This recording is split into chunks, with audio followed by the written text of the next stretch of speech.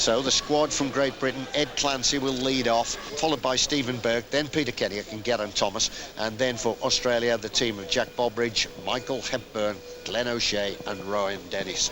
Now I can tell you Great Britain have made one change. Andy Tennant rode in the qualifying round and rode well, but he has now been pulled out of the squad and Stephen Burke has come in for Andy Tennant. Oh, I think the Australian team has moved O'Shea back in the lineup a little bit. They need to look after him. He was the one that cracked in the first ride under that tremendous pressure put on by Bobridge. And if you analyse that first ride, Australia with 250 metres to go were leading by 0.5 of a second, and they finally ended up losing to Great Britain by 0.16. And now then, Australia have gone off the mark slightly slower here. Well, 0.3 of a second down. It's this part of the race where they normally make their mark, but it doesn't seem to be the case at the moment. They're holding. This is where Australia normally accelerate. Are they tired or have they learned a lesson? Well, we'll find out in about a minute's time. Probably trying to measure their efforts slightly differently to that qualification this morning, because they were well up on Great Britain at the midway point. Now then, the first kilometre has been completed and a staggeringly quick time. Great Britain are there in 1:02.413. That is almost 0.4 inside world record pace. Well, they're on it. They know that it's possible. Dan Hunt indicates them. They're up on their schedule as well. The time difference is narrowing between them and Australia. They're going to have to keep this up all the way. We're going to see another close race here. This is going to be a titanical struggle, believe me, and the crowd are trying to get back behind Australia as both teams are burying themselves. 1.5 kilometres now completed. They're right on the peak of the saddle, both squads here, which is always a telltale sign of just how hard it is. Some big turns going in for Great Britain here. 1.5 lap turns on the front.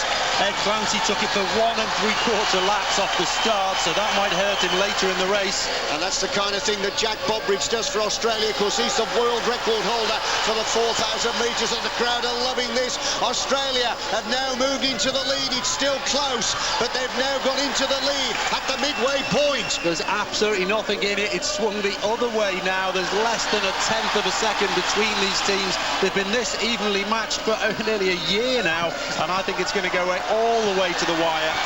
Every time they meet these two squads, it is a breathtaking contest. Now then, can Great Britain finally get the better of Australia in a world final? Well, look how close it is. Australia have gone behind now by 8/100ths.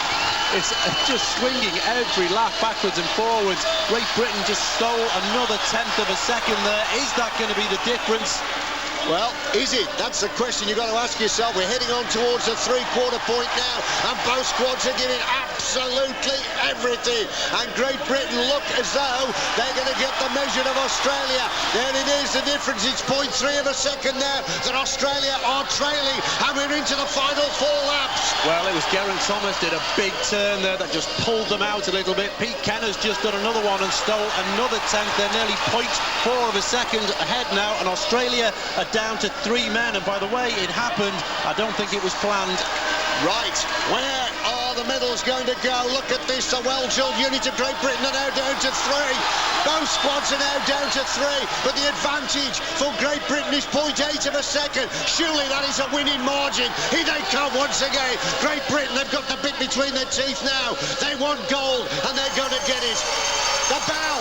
Great Britain are in the final 250 now. Keep an eye on the clock. They've got the world title. The gold medal is dangling before them. Australia, well, they're giving everything, but it's not enough. Here come Great Britain, lining up as they run to the line. Great Britain are the world champions. A finishing time, 3:53.295. A new world record. Well, you can't ask for more than that, Chris. Both teams were absolutely on the limit. The cracks were appearing left, right and centre, but the British team were just holding it together there. They just managed to do it.